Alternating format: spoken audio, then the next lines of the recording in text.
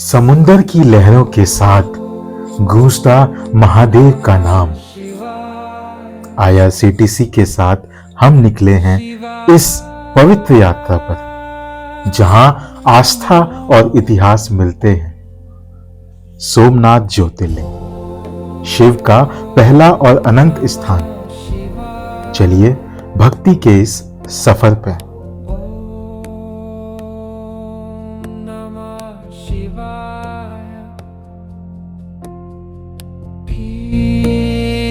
ओमकारेश्वर, महाकालेश्वर और नागेश्वर की दिव्य दर्शन कर चुके अब हमारी आध्यात्मिक यात्रा बढ़ रही है सोमनाथ ज्योतिर्लिंग। अरब सागर के किनारे विराजित सोमनाथ, जिसे चंद्रदेव ने स्वयं स्थापित किया।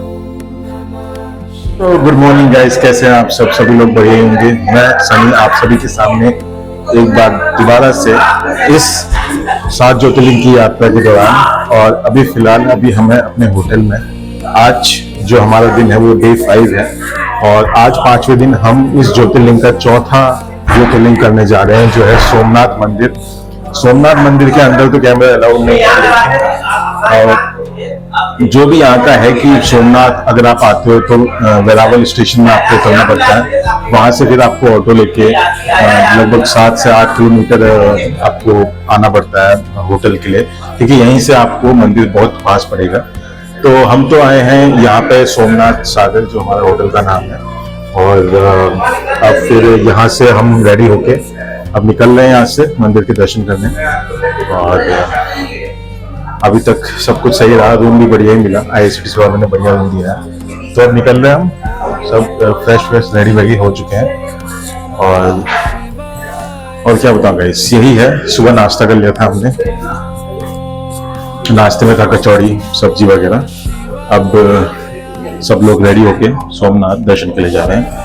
अंदर का तो मैं नहीं दिखा पाऊंगा आपको, लेकिन बाहर आके मंदिर के जो बाहर का व्यू है वो प्रॉपर तरीके से दिखा पाऊंगा, क्योंकि अंदर जाने पर मोबाइल कैमरे वगैरह सब कुछ जमा हो जाता है। तो सोमनाथ के लिए आपको वेरावल स्टेशन पे उतरना पड़ता है, और वहीं से जाते हैं हम अपने होटल, जहां सोमनाथ सागर।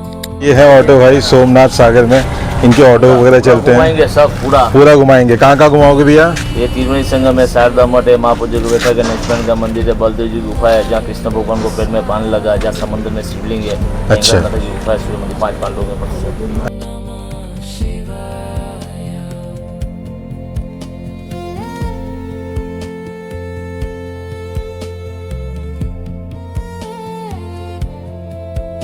बाहर का दृश्य तो मैं आपको दिखा दूंगा, लेकिन मैं अभी आपको थोड़ा बहुत डेमो दे देता हूँ कि ये है यहाँ हम जा रहे हैं, जो बहुत खूबसूरत लग रहा है यहाँ से। और ये है सोमनाथ जी के दर्शन कर लीजिए, क्योंकि अंदर से मैं आपको दिखा नहीं पाऊंगा।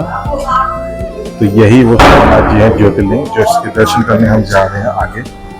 और अभी हम होटल सोमनाथ सागर में ही है। तो पौराणिक कथाओं के अनुसार यहाँ चंद्रदेव ने शिवलिंग स्थापित किए था, इसी कारण इस मंदिर का नाम सोमनाथ पड़ा।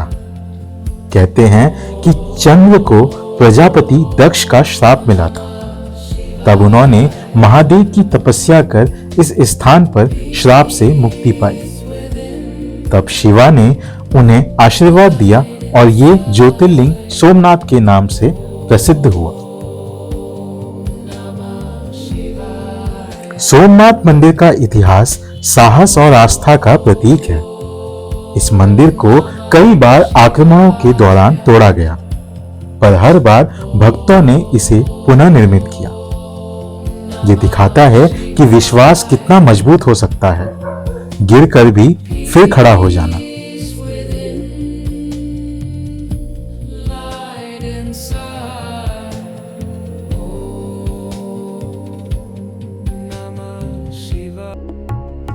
आज के समय में सोमनाथ मंदिर एक शानदार शिल्प कला का उदाहरण है। मंदिर के पीछे से सूर्यास्त का दृश्य, समुद्री लहरों की गूंज और शिव भक्ति का माहौल दिल को एक अलग ही शांति देता है। यहाँ आरती और दर्शन का अपना ही दिव्य अनुभव होता है, और शिव भक्तों के लिए ये स्थल एक सपना जैसा तीर्थ है।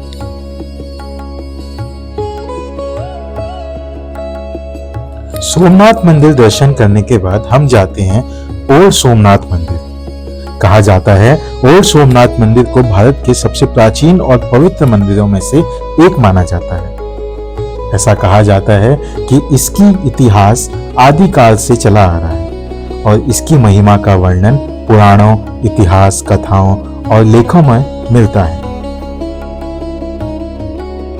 ओल्ड सोमनाथ मंदिर एक जीवंत प्रमाण है इस बात का कि विश्वास कभी नहीं मिट सकता। मंदिर बदलते रहे लेकिन ज्योतिर्लिंग की तेज रूप शक्ति सदा। आज का भव्य सोमनाथ मंदिर उसी पुराने इतिहास का उत्तराधिकारी है, जहां पुरानी दीवारें टूट गई पर शिव भक्ति और सोमनाथ की पहचान कभी नहीं टूटी।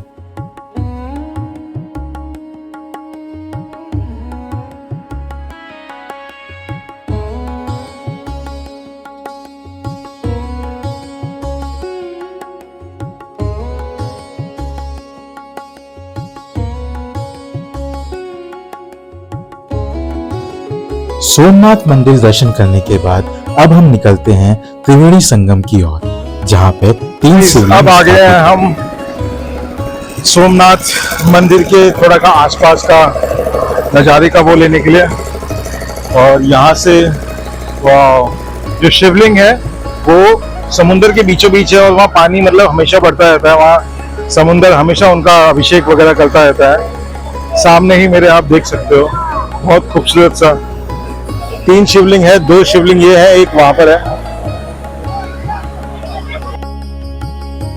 कहते हैं सरस्वती, हिरण्या और कपिला नदियां अरब सागर से मिलती हैं और यहाँ 3 अलग अलग शिवलिंग भी स्थापित हैं, जो इस स्थान को पवित्र बनाते हैं और यहाँ पर भक्त स्नान करते हैं। और ठीक वहां पर गाइस सोमनाथ मंदिर है, हल्का हल्का दिख रहा है। और यहाँ पे 3 शिवलिंग, इसमें बिल्कुल हमेशा पानी आता है वहां पे। ओहो, यह संगम स्थल सोमनाथ मंदिर की यात्रा का एक महत्वपूर्ण हिस्सा है, जहां भक्त पवित्र डुबकी लगाते हैं और शिव के दर्शन करते हैं।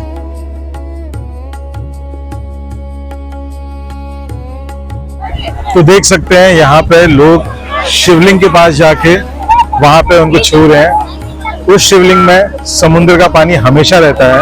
और जैसे मेरे पीछे आप देख सकते हैं कि ये सोमनाथ, अगर आप सोमनाथ मंदिर के दर्शन के लिए आते हैं तो वो लोग आपको यहाँ भी घुमाते हैं। ये 3 शिवलिंग है यहाँ पे, 2 शिवलिंग यहाँ पे, 1 शिवलिंग वहां पे है, जहाँ पे पानी हमेशा रहता है।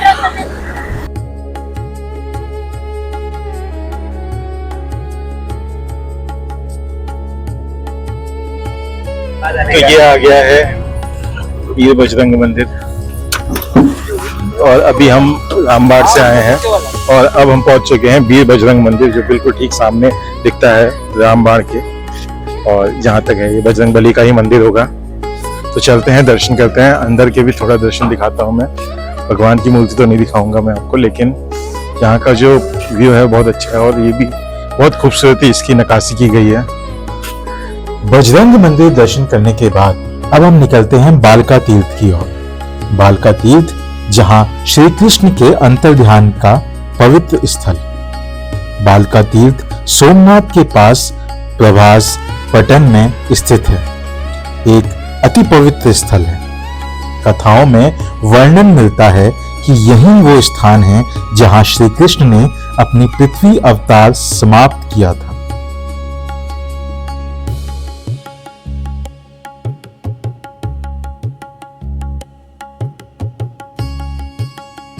जब श्री कृष्ण जी वृक्ष के नीचे विश्राम कर रहे थे, तब जया नाम के शिकारी ने उन्हें गलती से हृदय पर बाण चला दिया। कृष्ण जी ने उसे क्षमा किया और फिर यहीं से दिव्य लोक के लिए प्रस्थान किया।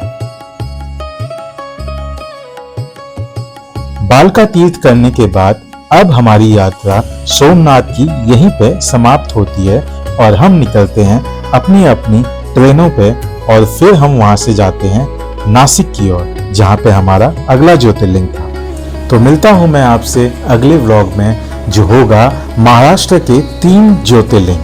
तो मिलते हैं आपसे अगले व्लॉग में, तब तक के लिए हर हर महादेव। वीडियो को लाइक कीजिए, कमेंट कीजिए, सब्सक्राइब कीजिए।